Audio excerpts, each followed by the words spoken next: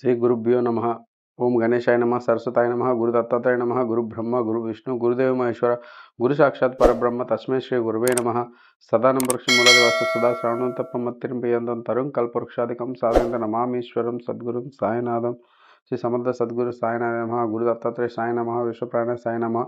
ఓం నమో భగవత్ వాసుదేవాయ దిగంబర దిగంబర శ్రీపాద వల్లభ దిగంబర ఓం శ్రీకృష్ణ గురునాథనాథ శ్రీ గురవే నమ.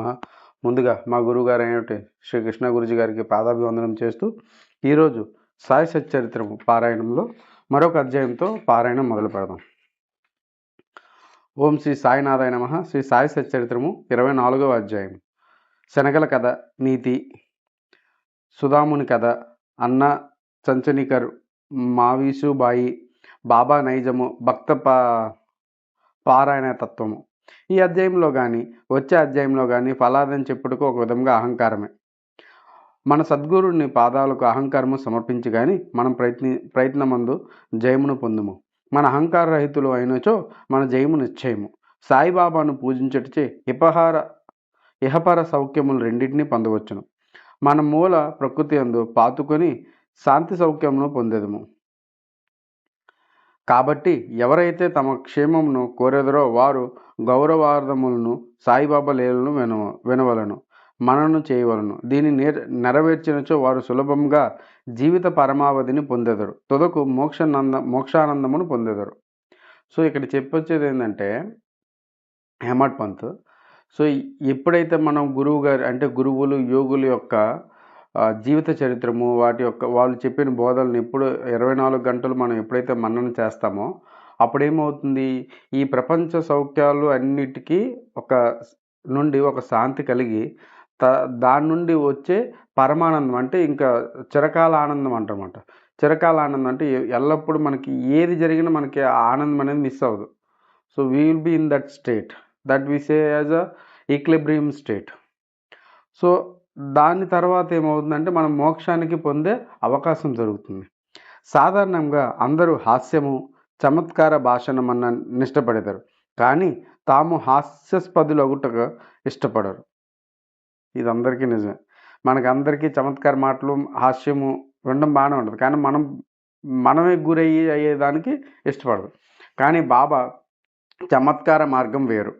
అది అభినయంతో కూడినప్పుడు చాలా సంతోషదాయకంగా నీతిదాయకంగా నుండేది.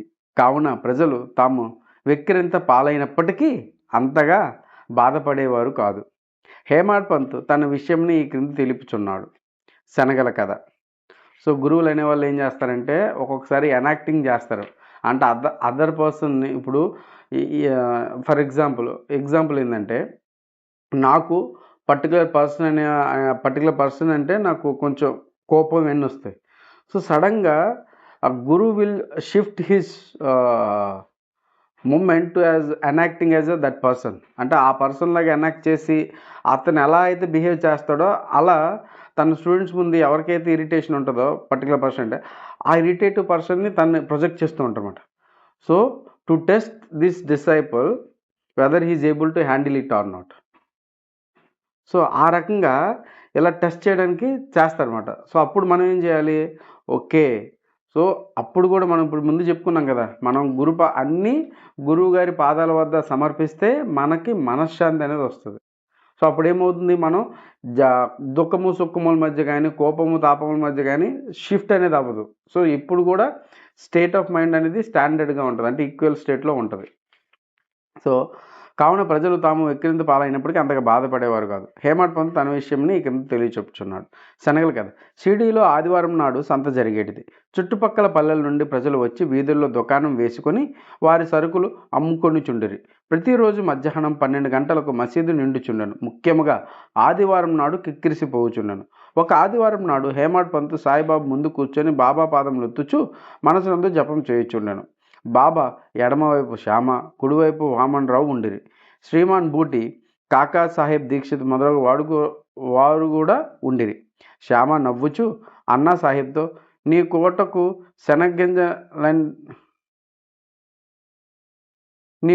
శనగ్గింజలు అంటినట్లున్నవి చూడుము అనెను. అట్లనుచు హేమట్ పంత్ చొక్కా చేతులను తట్టగా శనగ్గింజ నేల రాలెను. హేమట్ పంత్ తన చొక్కా ఎడమ చేతి ముందు భాగమున చాచెను. అందరికి ఆశ్చర్యం కలిగినట్టు కొన్ని శనగ్గింజలు కిందకు దొర్లుతున్నట్టు ప్రారంభించెను. అక్కడున్న వారిని ఏరుకొనెను. ఈ సంఘటన హాస్యమును తెచ్చెను. అక్కడున్న వారందరూ ఆశ్చర్యపడిరి. ఎవరికీ తోచినట్లు వారు శనగలు చొక్కా చేతుల నుండి ప్రవేశించి ఊహనారంభించిరి. శనగలు చొక్కాలో నెట్లు దూరి ఎచ్చట నిలువగొన్నవో హేమాడ్ పంతు కూడా గ్రహించలేకున్నాను. ఎవ్వరికీ సరి అయిన సమాధానం తోచక జవాబునివ్వప్పుడు అందరూ ఈ అద్భుతంను ఆశ్చర్యపడుచుండగా బాబా వీనికి అంటే అన్నా సాహెబ్కు తానొక్కడే తిను దుర్గణం ఒక్కటి కలదు. ఈనాడు సంత రోజు శనగలు తినుచు ఇక్కడికి వచ్చినాడు. వాని నైజం నాకు తెలియను. ఈ శనగలే దానికి నిదర్శనం. ఈ విషయంలో నేమి ఆశ్చర్యం ఉన్నది అనిరి. హేమాడ్ పంత్ బాబా నేనెప్పుడు ఒంటరిగా తిని ఎరుగను. అయితే ఈ దుర్గణము నాపైన ఎలా మోపెదవు? ఈనాటికి ఎన్నడూ షిరిడీలో సంత నేను చూచి ఉండలేదు. ఈ ధనం కూడా నేను సంతకు పోలేదు. అట్లయినచో నేను శనగలను నెట్లు కొంటిని. నేను కొన్నప్పుడు నేనెట్లా తిని అందును? నా దగ్గరనున్న వారికి పెట్టకుండా నేనెప్పుడు ఏమీ తిని ఎరుగను. బాబా అవును, అది నిజమే. దగ్గర ఉన్న వారికి ఇచ్చదు. ఎవరునూ దగ్గర లేనప్పుడు నీవు కానీ నేను కానీ ఏమి చేయగలము? కానీ నీవు తినుటకు ముందు నన్ను స్మరింతువా? నేనెల్లప్పుడు నీ చెంతలేనా? నీవేదైనా తినుటకు ముందు నాకు అర్పించితివా? క్వశ్చన్ ఇది. మనం హాస్యం అనుకుంటాం కానీ టీచింగ్ చూడండి. సో బాబా ఏమన్నారు? అది నిజమే, దగ్గరున్న వారికి ఇచ్చదు. ఎవరు దగ్గర లేనప్పుడు నీవు కానీ నేను కానీ ఏమి చేయగలం? ఎవరు లేనప్పుడు మనం ఏం చేయలేము. ఉన్నప్పుడు పక్కకి ఇచ్చి పెడతాం.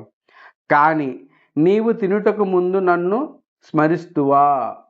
ఎప్పుడైనా మనం తినేటప్పుడు దేవుణ్ణి స్మరిస్తున్నామా లేదా? First question. 2, నేను ఎల్లప్పుడూ నీ చెంతలేనా?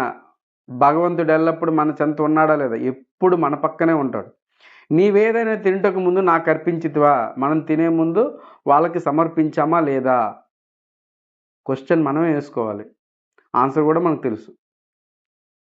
సో ఇప్పటికీ మనం తెలుసుకోకపోతే తెలుసుకొని మనం తినేటప్పుడు ఎప్పుడైనా సరే తినేటప్పుడు భగవన్నామ స్మరణ చేస్తూ భగవానికి సమర్పించి మిగతాది మనం ప్రసాదంగా తీసుకోవాలి. సో మేము గురూజీతో కూర్చునేటప్పుడు ఎప్పుడు ఫస్ట్ ఏదైనా కానీ ముందు గురూజీకి సర్వ్ చేసి గురూజీ గారు తిన్న తర్వాత మాత్రం మేము తింటాం. సో అదేంది, మేము నైవేద్యం అతనికి సమర్పించాము. ఎలా ఉంటుందంటే నైవేద్యం తనకు సమర్పించిన తర్వాత తాను స్వీకరించింది ఏదైనా కానీ ప్రసాదం అనుకొని మేము తింటాం. సో మేము తిన్న ప్లేటులోండి తీసుకోకపోయినా వారి ప్లేట్లో వాడు తిన్న తర్వాత మాత్రం మేము తింటాం. మేము తినేటప్పుడు కూడా ఎప్పుడు దేవనామస్మరణ చేస్తూ దేవునికి నమస్కరించి తింటాం. సో దట్ బికమ్స్ ప్రసాదం. అంటే మనకి అది మనం తినేది కూడా ఏమి అంటే తినేటప్పుడు ఎలా అంటే వండేటప్పుడు చాలా క్రిమికీటకాలు కనబడిన క్రిమికీటకాలు కానీ ఏవైనా కానీ మరణించవచ్చు. మనకి తెలియక కొన్ని కార్యాలు చేయవచ్చు. దానివల్ల వచ్చే కర్మ మనకు అంటకుండా ఉండాలంటే సో ఎప్పుడైతే మనం వంట చేసింది ఏదైతే ఉంటుందో అది దేవునికి సమర్పించి మనం తింటామో ప్రసాదంలా మొత్తం అంతా అదంతా వాళ్ళకి సమర్పించి వారి దగ్గర ఉన్న ప్రసాదం ఎల్లప్పుడూ ఏ కర్మకి ఏ పాప పుణ్యాలకి అన్నిటికీ అతీతమైంది. సో అది మనం ప్రసాదంగా తీసుకొని తింటే మనకి ఎటువంటి కర్మలనే జరగవు. ఇది దీని తాత్పర్యార్థం. నీతి. ఈ సంఘటన బాబా ఏం చెప్పేదో జాగ్రత్తగా గమనించదు. పంచేంద్రియముల కంటే ముందే మనస్సు బుద్ధి విషయానందాన్ని అనుభవించును కనుక మొదలే భగవంతుని స్మరించవలను. ఇట్లా చేసినచో నిధి కూడా ఏ విధముగా భగవంతునికి అర్పితమగును. విషయములను విడిచి పంచేంద్రియములు ఉండలేవు కనుక ఆ విషయములను మొదట గురునికి అర్పించినచో చూడండి, ఆ విషయములను మొదట గురుకి అర్పించినచో వాని యందు అభిమానము సహజంగా అదృశ్యమైపోవును. అంటే వాటి మీద ఉన్న ఆశ కాంక్ష అనేవి అదృశ్యమైపోతాయి. ఈ విధముగా కామము క్రోధము లోభము మొదలగు వాడిని గురించి వృత్తులన్నిటికీ ఆలోచనలు మొట్టమొదట గురునికి అర్పించవలను. అదేనా ప్రతీది కూడా కామము క్రోధము లోభము అన్నీ దాంతోపాటు ముందు మన ఆలోచనలు అంటే మన మనస్సుని గురుకి పాదాల వద్ద అర్పించాలి. ఈ అభ్యాసము ఆచరించినచో దేవుడు వృత్తులన్నీ నిర్మూలనమగుటకు సహాయపడును. విషయములను అనుభవించి ముందు బాబా మన చెంతనే ఉన్నట్లు భావించినచో అంటే దేవుడు మన వైపు ఉన్న బాబా ఎప్పుడు మనతో ఉంటారని మనం భావించాలి. ఆ వస్తువును అనుభవించవచ్చునా లేదా అను ప్రశ్న ఏర్పడదు. అదేనా దేవుడు మనతో బాబా ఎల్లప్పుడూ మనతో ఉన్నారని మనం ఎప్పుడైతే ఇదవుతామో అది క్వశ్చన్ అనేది ఉండదన్నమాట. ఎస్, నో అనేది ఉండదు. It is a spontaneous. ఆటోమేటిక్‌గా దేవుడు మనకి ఆన్సర్ అనేది ఇచ్చేస్తారు. ఏది అనుభవించుట తగదో దాన్ని విడిచిపెట్టెదము. ఈ విధముగా మన దుర్గములన్నీ నిష్క్రమించును. చూడండి. మన శీలము చక్కబడును. గురువునందు ప్రేమ వృద్ధి పొందును. ఇది ఇంపార్టెంట్. ఎల్లప్పుడూ గురువు గారి మీద ప్రేమ వృద్ధి పొందాలి. శుద్ధ జ్ఞానము మొలకెత్తును. ఇవన్నీ జరుగుతున్నప్పుడు ఏమవుతుంది, మనలో ఉన్న అజ్ఞానం పోయి శుద్ధ జ్ఞానం అంటే స్వచ్ఛమైన జ్ఞానం అనేది, నిజమైన జ్ఞానం అనేది మొలకెత్తుంది. ఈ జ్ఞానం వృద్ధి పొందినప్పుడు దేహ బుద్ధి నశించి బుద్ధి చైతన్యము గణము లీనమగును. అప్పుడే మనకు ఆనందము సంతృప్తి కలుగును. సో ఇలా జరుగుతున్నప్పుడు దేహం మీద ఉన్న బుద్ధి కానీ ఆశ కానీ అన్నీ కోల్పోతాం. సో గురువునకు దేవునకు ఎవరు భేదం నిచ్చెదరో వారు దైవం నిచ్చుటకు చూడలేరు. భేదములన్నిటికీ పక్కకు తోసి గురువు దేవుడు ఒక్కటిగా భావించగలరు. సో ఇవన్నీ జరుగుతున్న సామాన్యంలో అప్పుడేమవుతుందంటే గురువే దేవుడిగా మనకి అవుపిస్తాడు. సో గురువు గారు అలాగే దేవుడు గారు ఇద్దరు ఒకటే అవుతారు. అప్పుడు ఈ ప్రకారంగా గురువుని సేవించినచో భగవంతుడు నిశ్చయంగా ప్రీతించెను. ఎవరైతే గురువుని సేవిస్తారో భగవంతుడు always is happy to see that. మన మనసులను స్వచ్ఛంగా చేసి ఆత్మసాక్షాత్కారం ప్రసాదించును. క్లుప్తంగా చెప్పింది ఏమనగా, మనము గురుని స్మరించినదే ఏ వస్తువును పంచేంద్రియములతో అనుభవించరాదు. గుర్తుపెట్టుకోండి, ఏ వస్తువు కూడా అనుభవించడానికి లేదు వితౌట్ టేకింగ్ గురుస్ నేమ్. మనస్సును ఈ విధంగా శిక్షించినచో మనం ఎల్లప్పుడూ బాబాను జ్ఞప్తిని ఉంచుకొనుము. మనకు బాబా ధ్యానమెన్నో రెట్లు వృత్తి చెందును.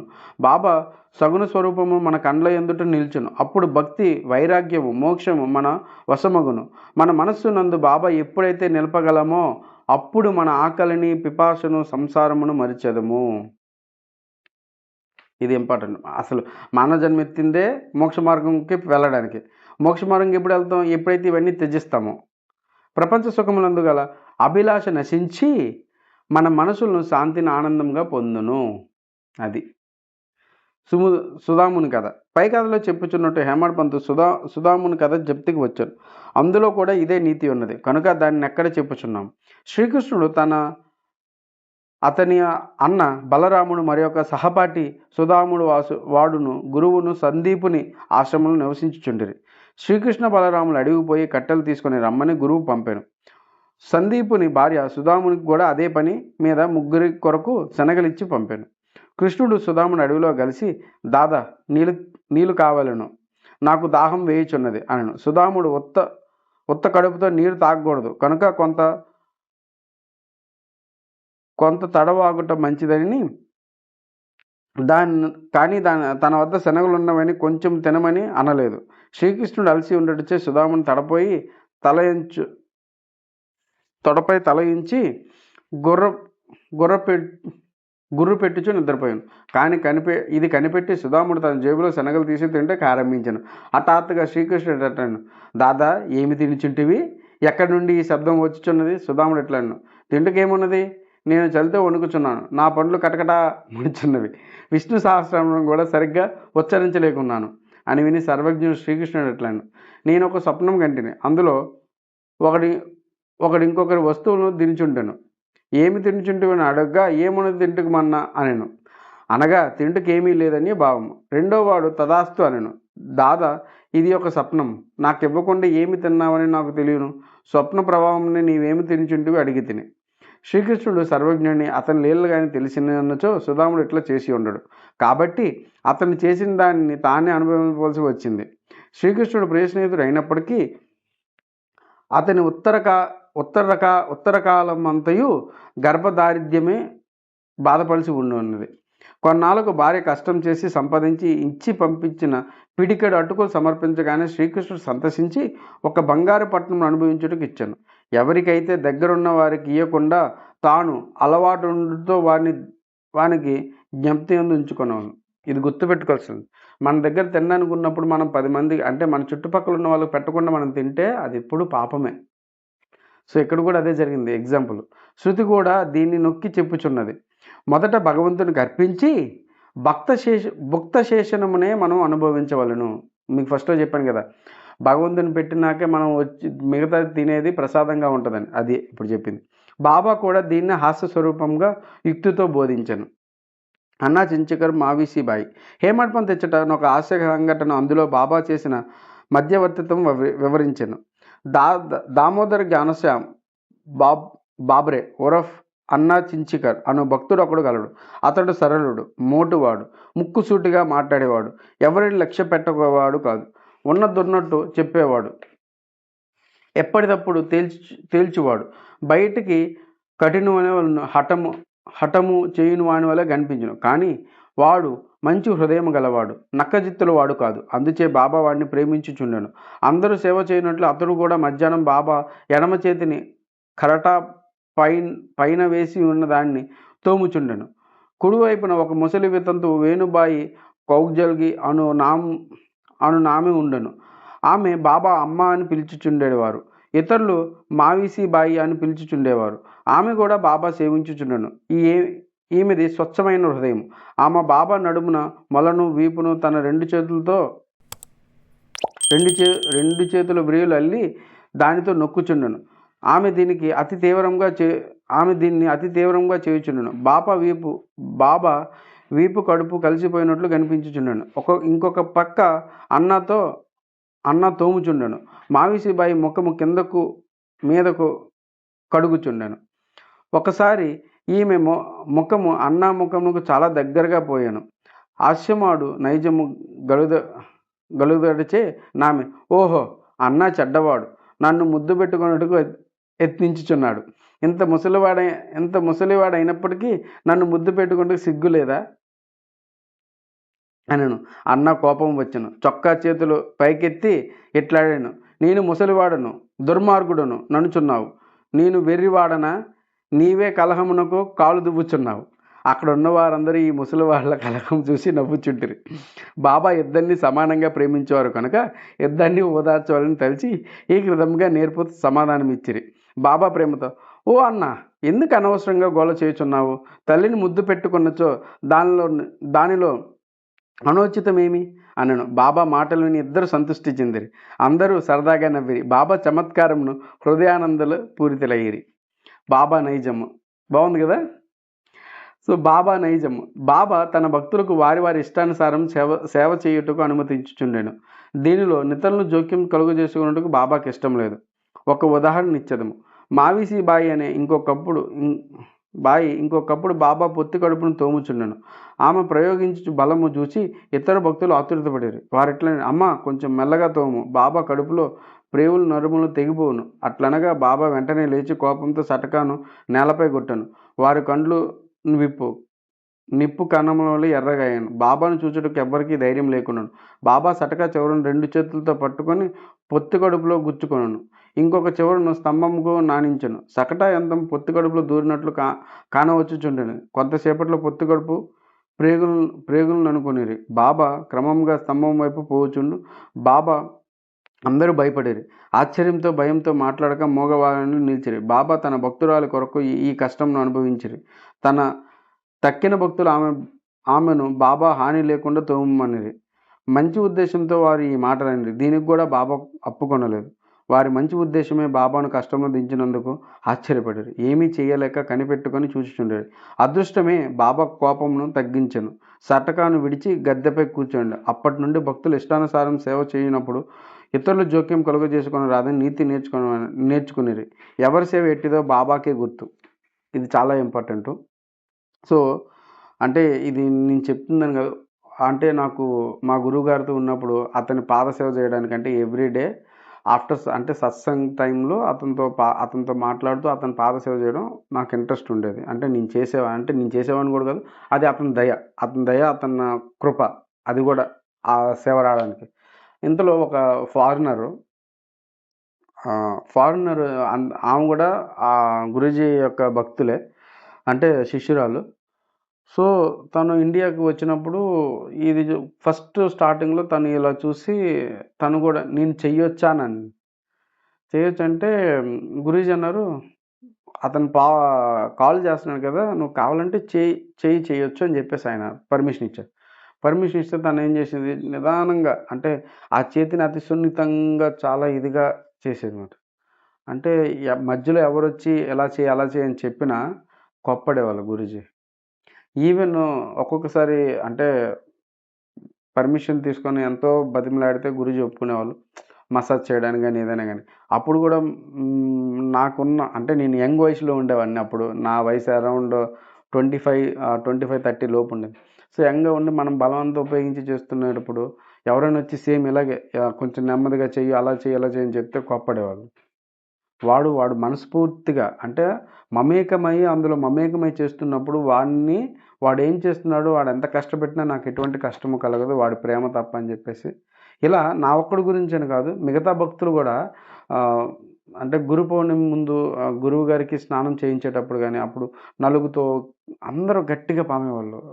లాస్ట్‌కి స్నానం చేసి వచ్చేసరికి ఆ బాడీ ఆ శరీరం అనేది గురువుగారి శరీరం చాలా ఎర్రగా ఉండిపోయేది. సో, మేమడిగితే, "మీ ప్రేమ ముందు నా కష్టం అంత ఇదేం కాదని" చెప్పేసి అనేవారు. సో, ఆ మాటలకు అందరికీ కళ్ళు తడిచేవి. సో, ఇప్పుడు ఇక్కడ ఈ కథ చదువుతుంటే ఆహ్, మాకు జరిగిన అనుభూతులను గాని, మాకు జరిగిన క్షణాలు గాని మేము మళ్ళీ గుర్తు తెచ్చుకోవడానికి అవుతుంది. సో, ఈ రకంగా మా గురువుగారి పాదాలకు ఎల్లప్పుడూ రుణపడి, వారి పాద చెంతకి ఉన్నా లేకపోయినా ఎల్లప్పుడూ ఉన్నట్టు భావిస్తూ, వారి పాదాలకి నా మనస్ఫూర్తి సమాంజలి ఘటిస్తూ థాంక్ యూ. ఈ రోజుతో 24వ అధ్యాయం సంపూర్ణం. సద్గురు శ్రీ సాయినార్పణమస్తు. శుభం భవతు. అలాగే మా గురువుగారంటే శ్రీ కృష్ణ గురూజీ గారికి పాదాభివందనం చేస్తూ ఈరోజు ఈ పారాయణం ఇంతటితో ముగిద్దాం.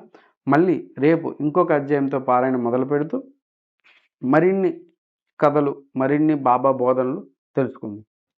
సో, అందరూ మర్చిపోకుండా ఇందులో చిట్టి కాస్ట్‌ని సబ్స్క్రైబ్ చేయండి, లైక్ చేయండి, షేర్ చేయండి. అలాగే మీ సాయి భక్తులతో షేర్ చేసుకోండి. మీ ఫ్యామిలీ, ఫ్రెండ్స్‌తో షేర్ చేయండి. ఎవరికైనా ఏవైనా అనుభూతులు గాని, కథలు గాని చెప్పాలంటే కామెంట్ రూపంలో తెలియజేయండి. చదివే విధానంలో గాని, చెప్పే విధానంలో గాని, పఠనంలో గాని ఏమైనా తప్పులు, దొర్లి ఉంటే మనస్ఫూర్తిగా క్షమిస్తూ అందరూ ఆ సాయినాథ్ కృపా కటాక్షాలకు పాల్గొనాలని కోరుకుంటున్నాను. Thank you.